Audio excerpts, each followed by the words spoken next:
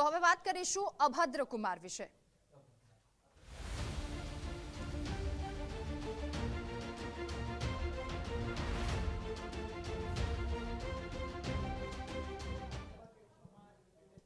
નીતિશ કુમાર દ્વારા અમર્યાદિત ભાષા બોલવામાં આવી હતી। આના અશોભનીય શબ્દો આખરે તેને વાગ્યા છે। અમર્યાદિત ભાષા મુદ્દે આખરે નીતિશ કુમારને શરમ આવી છે। તેમણે માફી માંગી અને કહ્યું, હું મારું નિવેદન પાછું ખેંચું છું। બિહારના મુખ્યમંત્રી નીતિશ કુમાર દ્વારા અભદ્ર વાણી જે બોલવામાં આવી હતી તેને લઈને આખરે તેમને ભાન આવ્યું છે। એમણે કહ્યું કે મારી નિંદા જે વ્યક્તિએ કરી છે તમામ વ્યક્તિઓને અભિનંદન પાઠવું છું। ભાજપે નીતિશ કુમારના રાજીનામાની માંગ કરી છે અને તેમના દ્વારા જે આ પ્રકારનો અભદ્ર વાણી વિલાસ કરવામાં આવ્યો ત્યારે લઈને અનેક નિવેદનો સામે આવી રહ્યા છે। એનસીડબ્લ્યુ અધ્યક્ષ રેખા શર્માએ પણ કહ્યું, નિવેદનને સી ગ્રેડના મૂવીના સંવાદની સાથે સરખાવ્યું। ત્યારે અભદ્ર વાણીને લઈને હવે તેમણે કહ્યું, હરકત અને હાવભાવ નીચી મજાક જેવા હતા। એનસીડબ્લ્યુના દ્વારા કહેવામાં આવ્યું છે।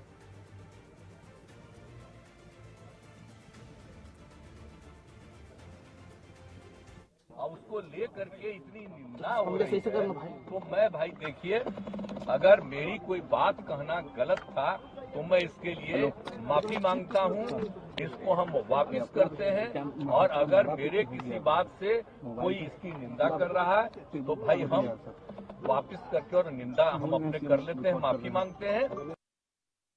નીતિશ કુમારે કહ્યું કે મને મારું જે નિવેદન હતું તેના પર હવે શરમ આવી રહી છે, પરંતુ સવાલ અહીંયા એ થઈ રહ્યો છે કે તમે શરમ આવી રહી છે આવા નિવેદન આપો છો જ શું કામ? તમે જનતાની વચ્ચે બોલી રહ્યા છો આ તમામ વસ્તુ, તમે જનતાના પ્રતિનિધિ છો અને તમારા દ્વારા આ પ્રકારનું અશોભનીય વર્તન કરવામાં આવે છે એ કેટલી હદે યોગ્ય?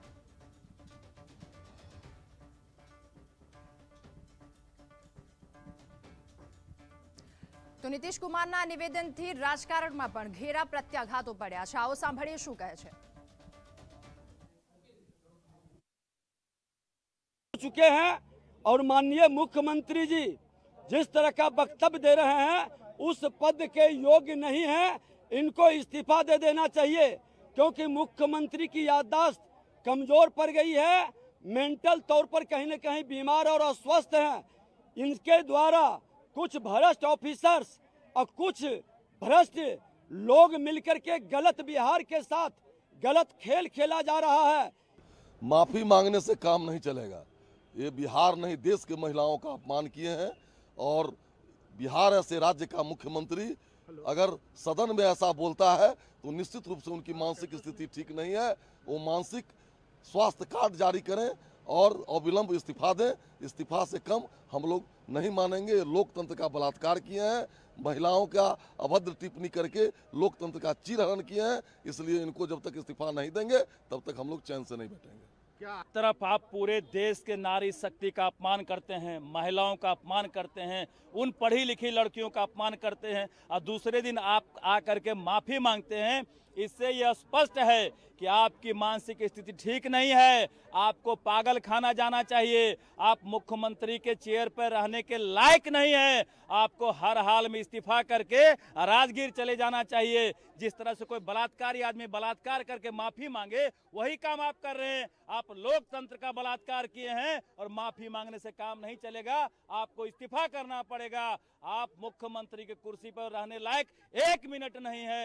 हर हाल में आपको इस्तीफा करना पड़ेगा। बिहार के मुख्यमंत्री नीतीश कुमार ने जिस अभद्र भाषा का उपयोग विधानसभा पटल में किया है निंदनीय है।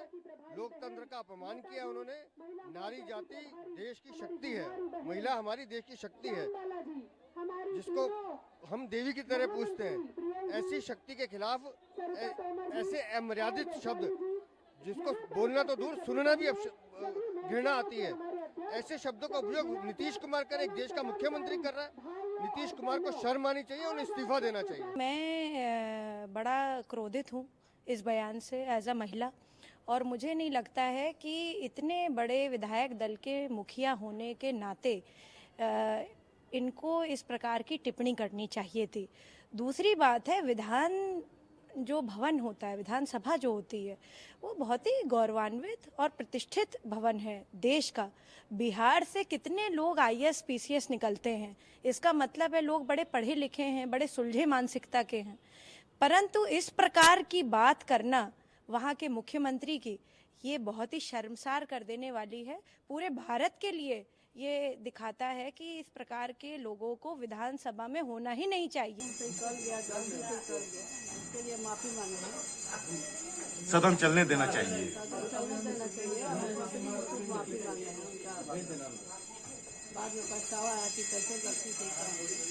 तो ये आ गया है, डिरेल हो गए हैं, या तो वो फ्रस्ट्रेशन में है जिसका ये परिणाम है। माफी मांगना, अगर उनको इतना समझ आ रहा है कि माफी मांगनी चाहिए, तो ऐसे शब्दों को इस्तेमाल उनसे कोई अपेक्षा बिहार में नहीं करता है।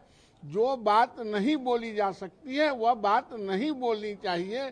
वो तो महात्मा बुद्ध और गांधी की बात करते हैं। महात्मा बुद्ध ने कहा जो बात नहीं बोली जाए, नहीं बोली जानी चाहिए, उसको नहीं बोलना चाहिए, और उन्होंने बोल के उपहास मचाया। और भारतीय लोकतंत्र में ये बहुत दुखद समय रहा। कहीं न कहीं उनकी दिमागी हालत खराब हो चुकी है, और मैं तो सीधा सीधी इस पर आरोप लगाता हूं कि किसी न किसी रूप में मुझे लगता है लालू यादव की साजिश है।